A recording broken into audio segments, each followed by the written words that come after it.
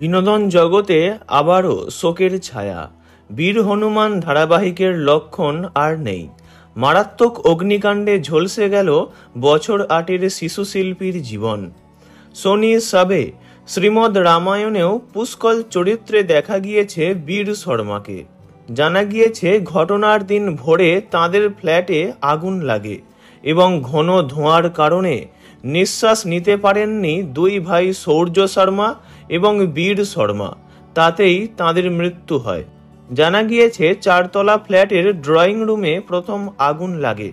ঘরে তখন দুই ভাই একা ঘুমিয়েছিলেন। অন্য ঘরে আগুন না ছড়ালেও ঘন ধোঁয়ায় শ্বাসরুদ্ধ হয়ে তাঁরা অচেতন হয়ে যান।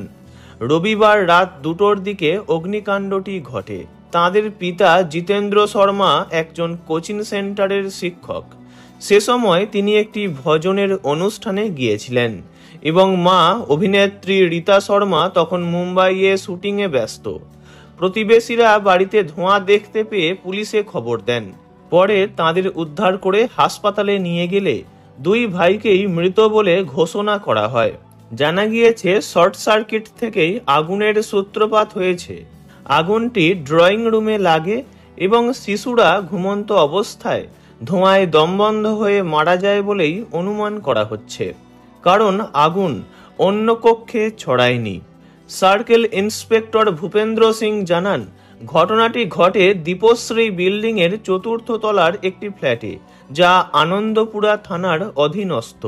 প্রতিবেশীরা ফ্ল্যাট থেকে ধোঁয়া বের হতে দেখে দরজা ভেঙে ভিতরে ঢোকেন এবং শিশুদের অচেতন অবস্থায় পান।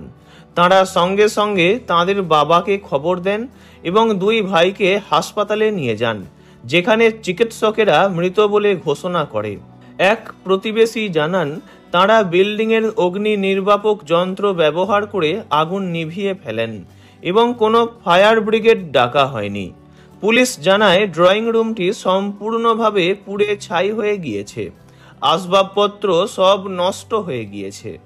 মা মুম্বাই থেকে ফিরে আসার পর শিশুদের মরদেহ পরিবারকে হস্তান্তর করা হয়। পরিবারের ইচ্ছা অনুযায়ী দুই শিশুর চোখ একটি চক্ষুদান সংস্থায় দান করা হয়েছে।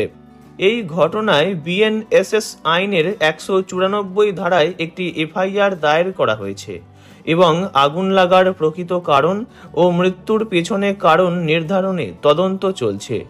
ছেলেদের হারিয়ে কান্নায় ভেঙে পড়েছেন অভিনেত্রী মা ও তাঁদের পিতা। এখন শোকের ছায়া গোটা পরিবারে। ভিডিওটি এইটুকুই। বিনোদন জগতের সব রকম খবরাখবর জানতে চ্যানেলটি অবশ্যই সাবস্ক্রাইব করবেন। ধন্যবাদ।